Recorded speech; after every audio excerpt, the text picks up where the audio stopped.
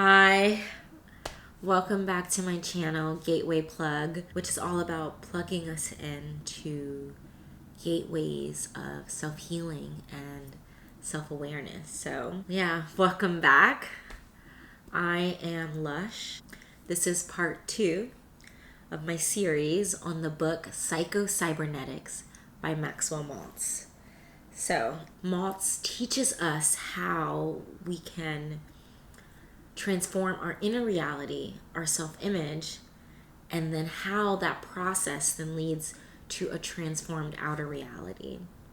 Because really our self-image is what guides what we view as possible and what we view as a possible reality for us. So this book, it's so amazing. It is really, really amazing techniques and amazing information.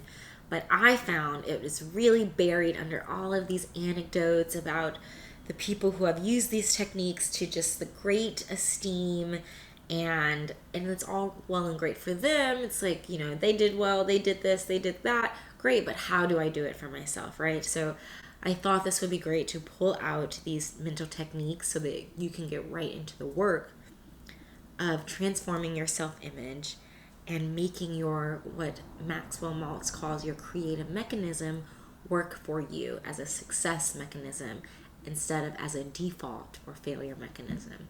Okay? So in part 1, which if you haven't watched, pause this video right now and go watch part 1 of the Psycho-Cybernetics series, okay? Part 1 is really the base material that we need to do this work, right? It's called Feed Your Imagination. And that is the fodder, the raw material that we need in order to think bigger, to dream bigger, in order to have a clear visualization of the behaviors and the achievements that we want to accomplish. So that gives us that raw material to have stronger visualizations when we get to the portions of affecting our creative mechanism and affecting our self-image. So you've done part 1. Now on to part 2. Part 2. So in part 2, we're going to be discussing understanding the creative mechanism, understanding how it works, principles behind how we need to interact with our creative mechanism, how it automatically processes the input and delivers the desired result. It's the natural manifestation tool that is within all of us. It works to create our reality spontaneously.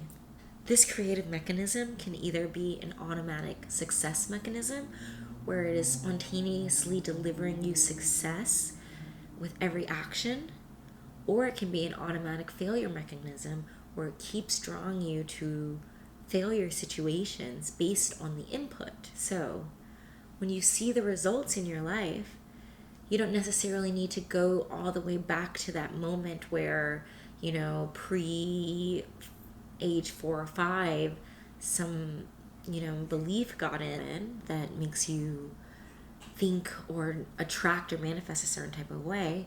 All you need to do is look at the results in your life, right? What keeps coming up, what patterns keep manifesting, and you can see if your creative mechanism is operating as an automatic success mechanism or an automatic failure mechanism. So, how to operate your creative mechanism, okay? There are 5 parts to these principles. Okay, step 1, aim. Your built-in success mechanism needs a target. It needs a goal to operate towards. So that goal is always there, and it's always honing back to what you believe about yourself and what you believe your reality is, right? This goal or target is understood by your creative mechanism as something that's already in existence now, right? Either in actual or potential form, it operates as if it is so, as if it is reality. So the mechanism operates either by steering you to the goal or target already in existence, or by discovering something that's in existence. And it has to be conceivable in your reality. Can you imagine it? That's why we do the imagination practice. Okay, part 2, trust. What does Maxwell Maltz mean by trust? He means that between setting the target and reaching the goal or the end result, don't worry about the in-between, how the means will achieve the ends, right? The service mechanism operates to reach us to this target within our reality, no matter what. Don't be discouraged if the means are not apparent. It is actually the function of your servo mechanism, your success mechanism, to supply the means to get to the intended goal. So you show trust by thinking in terms of the end goal and operating as if it is already reality. The means often take care of themselves or present themselves to you. The next 2 points get to the heart of how our creative mechanism gets to the target, right? And it's through 2 types of feedback, negative feedback and positive feedback. Point 3, negative feedback, and the key word here is to relax.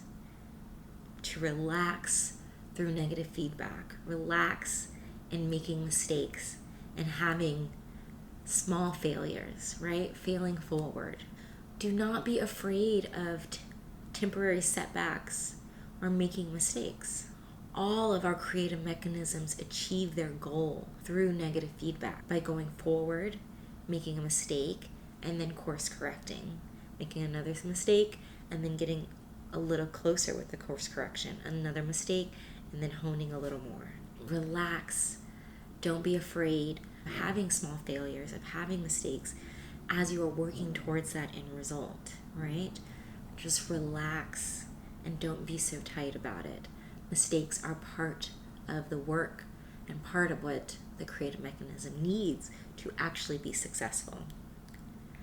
The next part, principle 4, is the positive feedback, right? The positive feedback.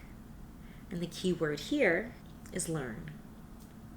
So through the successes, our service mechanism, our creative mechanism, our success mechanism continues to hone and re-imitate its successes. So it has the negative feedback and it'll try something else closer on another approximation to the end result. And if that's successful, it will re-imitate the success while forgetting the failure, the negative feedback. The way that our brains work to deepen those grooves. As we learn our successes, we remember those and get deeper in those patterns over and over, and forgetting, lessening the paths of failure and of mistakes. All skills are learned through this process of trial and error, honing our successes and forgetting our mistakes. By mentally correcting after each mistake, finally we hit upon a successful performance, and after that we continue our learning by re-imitating the successful motion, the successful behavior. And so the positive feedback helps us loop and re-imitate until we continue to hone that aim until we arrive at the final desired result. And then forgetting the past errors so that only the successful result can be re-imitated. For the 5th principle is do, okay? Because none of this happens without you actually getting going, started, moving towards the desired result. Understand that your creative mechanism operates at the level of your unconscious, and it operates spontaneously due to the environment, due to the actions that you were requesting of it as you were going about doing, interacting with your environment, with the reality, moving towards their desired result. Your creative mechanism operates while you are in action, as you place demands on it by acting and interacting with your environment. If you get too concerned about what it's doing, how to make it work for you, how to bring this to you, you're going to jam it. It works naturally based on your input And your input, again, is always going to be related to your self-image. You cannot wait until you have proof to have your creative mechanism work, or it will never be a success mechanism. You have to operate as if the things that you want, your desired reality, is already in existence. Do that and it will come through for you. So here comes the assignment, the work for this, right? This understanding. This is really the good part, okay? This is the fun part. Select a target, something you want to achieve, a way that you want to act, behave, to present yourself, to perform. Select that target, and for 21 days, I want you to do two things. I want you to come back to this video and review those 5 principles about how it operates, okay? Aim, trust, relax, learn, and do, okay? Review those 5 principles every day for the next 21 days. After you review the principles, I want you to spend 10 to 15 minutes and take that mental picture of your target. And I want it to go from being something vague to an HD 4K outline visual in your mind. And by the end of the 21 days, this target, this visualization of you performing a certain type of way, receiving a certain achievement, acting the way that you always want to act, being perceived the way that you want to be perceived.